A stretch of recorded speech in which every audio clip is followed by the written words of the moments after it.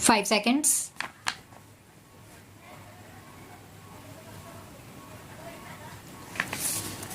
Mr. Deputy Speaker, sir, I think the House will agree with me that the Health Minister, while piloting this bill to us, made a very brilliant and studied presentation and explanation on the various provisions of this bill, and I wish to join other honorable members in congratulating warmly the Health Minister for the initiative and imagination with which he has been dealing with these terrible problems.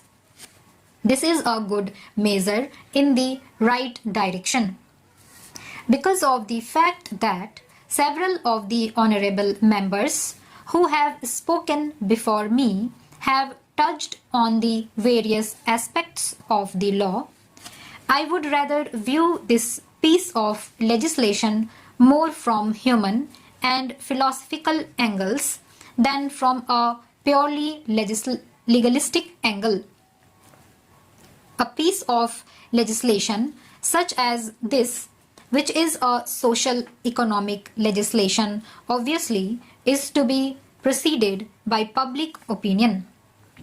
I understand that it is only the pressure of the public opinion which has compelled the government to proceed in the right direction, and they have rightly done, but it is the continuous pressure of public opinion which will make the government find out what are the effective ways and provisions in the legislation and what are the defective things which can be later on removed by further amendments. I hope the government will have a constant eye on how the public opinion reacts to the various legal and penal provisions contained in this measure. The post-war period, particularly since 1945, has been a period of tremendous advances in science and technology, but the trouble is that though science and technology have advanced, that advance is unaccompanied by an equally good advance in spirituality and truth. When science and technology, unaccompanied by spirituality and truth, go ahead, they create havoc sometimes, and one of the havocs created is what we see today. This adulteration in the spheres of food articles, drinks, etc.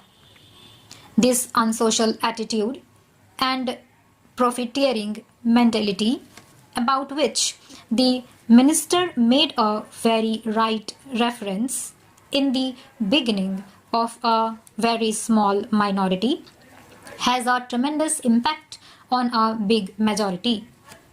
I should say the entire nation.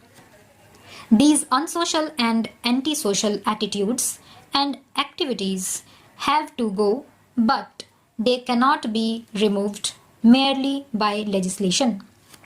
They will ultimately go by the pressures of a very strong and continuously vigilant public opinion and enlighten public opinion all over the country. As I said, I was going to view this piece of legislation from a philosophical angle. I feel that today ours is not only an atomic age, this is also an age of indifference. Coupled with that, we now see that it is the age of adulteration, pollution, an age of abject pollution. We find that citizens, even when their interests are concerned, are not interested in trying to eradicate those dangers or defects. Ultimately, the state cannot go beyond a certain point. It is the citizens' rightful vigilance and active involvement, which can really do a lot in terms of eradicating some of these social evils. Do we find adulteration only in food articles or only in drinks? I dare say adulteration and pollution are found these days in each and every field. Take the political field, the economic field, the social field, the educational, cultural, literary, and even religious fields. In fact, no field of human activity is today left out where there is no some kind of adulteration practiced.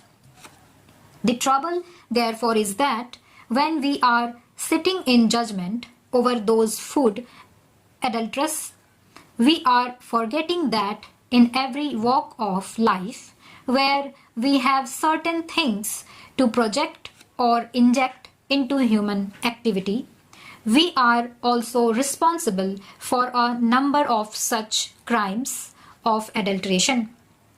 Therefore, I feel that when we look at this problem, we should not forget to look at this problem in its totality also. When it comes to food and drinks adulteration, I want today that it is not only injurious to health, but it means slow and systematic and final death. Death may come at the end, but before it come finally, the man is failing in health, failing in the energy, and failing in exhibition because of the adulteration. Therefore, I feel that if you want to tackle this problem, then the government must also, through this legislation, do two things. The minister has already made a mention of it. First is the implementation. Implementation must be quick and speedy, and he must guard against possible increase in corruption also, because after all, when the state machinery or any machinery for that matter has to implement, we must not empower that machinery with such powers that the honest and the innocent are harassed. I know the minister himself said in the beginning that undue punishment and harassment will not be done to honest traders in this regard. Therefore, I want that the implementation should be quick and at the same time proper safeguards should be there to see that corruption does not creep in a greater amount. Stop.